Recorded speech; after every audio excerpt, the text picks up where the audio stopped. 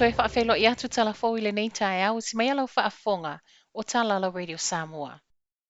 E le o talia ina te mai tai palemia le whainu mero o whanau mātitiva, na sauma le ripoti le Child Poverty Action Group. O le ripoti le olo o whaatusa tusai, e silia ma le se fulu walu wafe whanau e ui le ola mativa, ona o le awhianga o a inga maua la lalo tupe maua talu mai, le ulwa I tapu po le lockdown mua ni usila na iai le tausanga talu ai. Ma o se sitanga e se fulu pasene. Peita I le tali mai a Jacinda Ardern o lo ia fina winai le au whainga e le sao. Pe a fua I le fua le malo le olo o sa wai le fasa fulu tolu afe.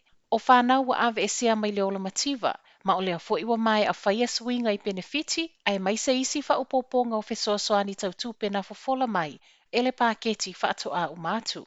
O le ola mativa ma le fua o lo sau I lea ripoti o lo ta ua I fo I male faatupula I o le whai numero food puzzles po o mea tau mafa, lea na faaluaina I totono o le periota na sue. O le lei o mea ai, si itia fianga o le mafaufau, ai maisalo faatupula I o I lato ino nofo I tafaala ona o le ai o ni fale.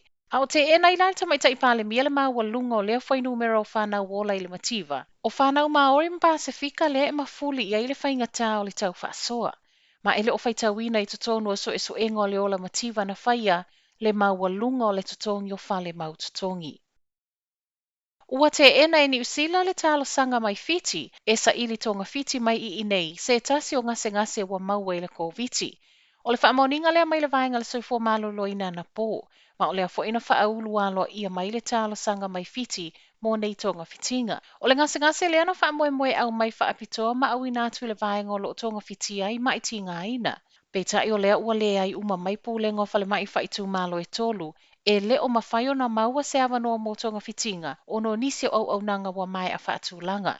Tala le Herald, o le ua mai ato e longo Fiti le faaiuga New Zealand, o le usilia nei ma le se fulu walu wafe, active cases whaanofo e sea Fiti. O lea na toe aia le solo a Palau I lunga le highway Malanga mai Waikato ma Aukilani, peitai o le taimile nei ua le na o le tete. O le ua savali le lua vai aso talua na uma le tete e le au faifaatoaga, na savali ai le tele o vaenga o le atunuu, whaongai nai Palau ma lātou ta awala I te tele. Ma fua I le fiafia I la fonga whaopopo I lunga o youths, whaapea suinga I whainga whaavai o le siu manga. O le aso nafi na toe whaia I whafoane le Auckland City Mission, mai saunoanga se tasi o faifaatoaga. O lea sololo o whaawa waile te te e mai vai aso o sola. Whaapea male momoli na mai o uta o mea ai le City Mission mo tangata o mo o mia le fisoa soani. Tusa male lua se fulu palau na whai malanga mai e tusa matala le One News, ma o le mamao na o mai ei nisi e mai manga tawhiri. O uta mea aina fua I o fua whaele leanga mai toanga la o faifaatoaga, ma o lo momoli mai ai male au, o loo manatua, mana ia le au faifaatoaga, e pe ona whaalia e se tasi o sui. O lo iele whaamoemoenga ia whaawawai pe ona whaamalo sia le ngālulu e whaatase le Auckland City Mission, le au faifaatoaga ma le community. Latalata le fase fulu lua afe pasese taunuu I New Zealand mai Ausetalia, mai le amatanga o le masina le nei. O whaamomonga nei mai le malo whaamawina mai le amatanga o le masino Iulai, se I o mai lava I le faaiuga o le vai aso taluai. Le ana amata tau mai ei le tāpunia le tū mau o le whewa isa o loto I le vāua tunu e lua. E le o mawhaio na iloa I lea o whainga pasese wa toi fo'i Ausetalia I tutonu o le masina. Peita I o lo atangia mai o Queensland e silia ma le se fulu valu wafe, ma Victoria e silia ma le se fulu wono wafe pasese, po o stete nei au pito I to atele pasese na whai malanga mai ai. O le ua tau fia whainga malanga pasese o mai Ausetalia le taimi nei, talia ina o tangata kiwi o lo o mai whainga malanga whaapitoa o mai a whaatulanga I totonu o le fitu aso.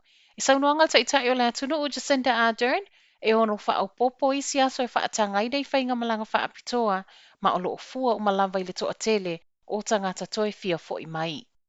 Whai watu tala mai le faamasinoga, e leo fiafia le ainga le faaiuga le faamasinoga, whaapea so e ngā leo I le sawa o le taawale na soaina le alo tamaita I 5 tausanga ia mati o le tausanga nei. O le mata upule nei na whaata I ai le community Auckland speech e Aukilani, ina ua soa le tamaya Sheng Zhuang fitu tausanga le matua, le teine titia o ngā 5 tausanga Joanna Kong. O le ungal faamasinoga wasau, whaasala Sheng e ngā lue mo le se lau lua se fulu I tula au nanga le community, ma whaasau na toi ave taawale mo le se fulu lua masina. Le foi o whaatonuina na te toi totongi nātu Latalata le tolus fultasi a whetala. I le ainga o le ua maliu. E seile se fitu afe le ana mua e totongi ai ele I oe sheng I ona molianga. Mai lea faaiuga o loo faitio ina ia matua faanoanoa suʻesuʻega leoleo. Ona e faapea latou te leʻi suʻesuʻeina le sawasawa o le taʻavale ae maise. O le fealuaʻi o sheng I luga o le auala ae e lē malosi a toʻatoa.